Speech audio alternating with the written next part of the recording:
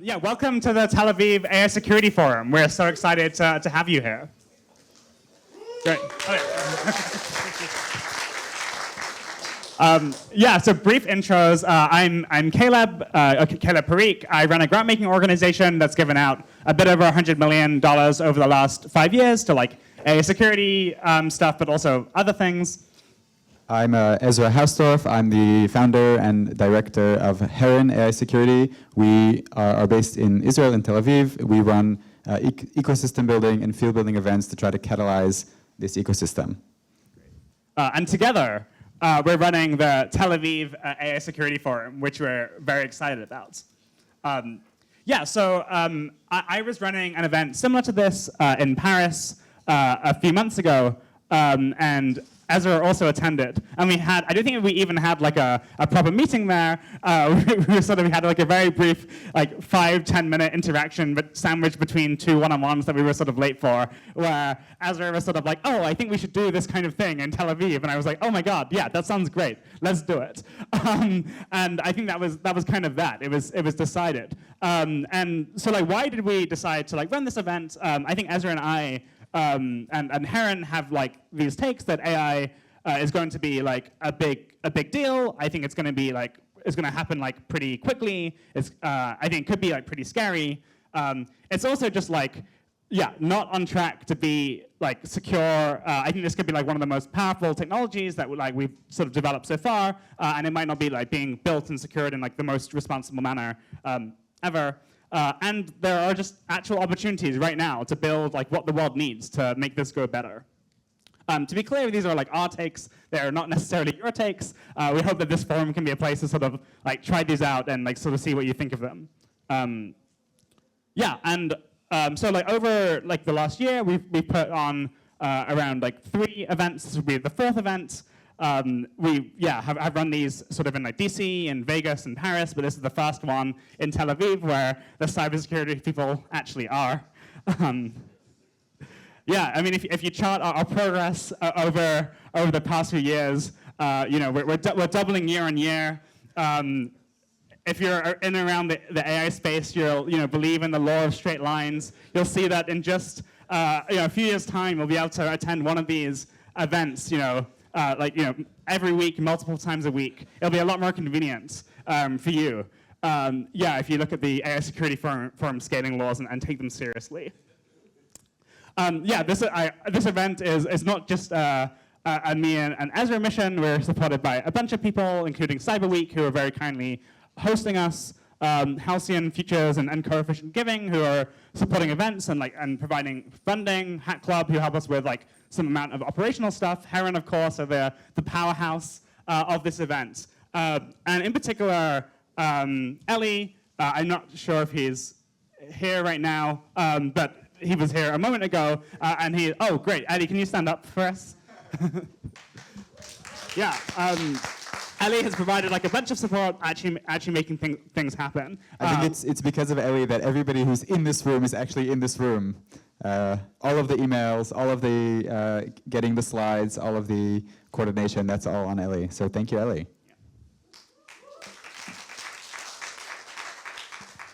And also to thank all of the rest of the Heron team and all of the organizers. I think there are too many to go through by name, but you know who you are. I'm going to run through a little bit about what we're doing today. So first of all, the event is all on Swapcard. Swapcard is an app. You can also access it through web if you're worried about the security implications of downloading some random app to your phone. There is a web interface through Chrome. I've heard Chrome's sandboxes are a bit better. We're going to have some main talks. Caleb, can you give me a click? Yeah, sure. Thank you. Throughout today, we have a lot of good content happening on this stage. We have them happening. There are some workshops upstairs, and also, since we won't be having time for speaker Q&A on stage, there'll be time for speaker Q&A happening in a small room upstairs as well. So after a speaker gets on stage, if you want to ask him questions or tell them that all of their ideas and all the things they said were wrong, you're welcome to do so. It will be happening in the next slot afterwards in a different room. One of the things that's been really valuable for attendees of previous forums is the other attendees. Me as an organizer, if you come to one of our events and you don't actually enter the room and hear any of the talks and spend all of your time networking with other attendees, I think that's super valuable. You can use Swapcard to actually look through all of the attendees. You can even see the ones who didn't show up because of the rain, and then request to book meetings with them. And I think that's super valuable. Other things that are happening, we're having a demo and career fair in the lobby, and we're having a cocktail dinner sponsored by Halcyon. So if you made it all the way here through the weather, you might as well stay till the end and have cocktails with us at the end of the day. Great. So yeah, what are we actually trying to do here? The first thing is we're trying to bring together people working on AI, cybersecurity, national security, policy, etc. I think we're doing a reasonable job out there. The rain is not making it super easy. We were also supposed to run this a few months ago, and the wars didn't make it super easy. But we're finally here, which is very exciting. Yeah, the next thing is we want you to talk to each other, to build relationships, to we're hoping that we'll catalyze new projects, increase some situational awareness around what's up with AI. And then something, AI security goes better, fingers crossed. So yeah, what's up with AI right now? Yeah, I think that so this is a slide that I had from the Vegas forum, which was around DEF CON, so a few months ago. Yeah, the length of tasks that AI can do, roughly speaking, particularly on AI R&D, is doubling every 7 months. Unfortunately, of course, this slide is already out of date. AI systems can autonomously end-to-end with sort of 50% sort of completion rates. Yeah, do tasks that are hours longer than they were able to do a few months ago, which is pretty crazy in my opinion. Yeah, if the law of straight lines, I believe this is much more reliable for AI progress than it is for AI security forum progress. But if you sort of just do the naive extrapolations, it looks like things might get pretty crazy somewhat soon, maybe over the next few years, at least in AI R&D. But I hear that AI R&D is actually quite hard. And so if the AI models are good at AI R&D, they might also be good at other things. One thing that they might be particularly good at is cybersecurity research or pen testing or similar. Earlier this year, on the HackerOne bug bounty leaderboard, I believe that Expo, which is an AI startup, were able to displace the top regular human pen testers. I believe that this is just a pretty real world test. I don't know if it's the most advanced thing ever, but it was interesting to me because it was it felt concrete and real world and sort of practical. And it's just quite a nice comparison between one person's AI agent and some humans. Yeah. But yeah, I think just talking about the models themselves is somewhat myopic. You can also sort of just look outside and be oh my god, one of the largest data center or infrastructure build-outs, at least in the US, is happening right now. This is Stargate Abilene.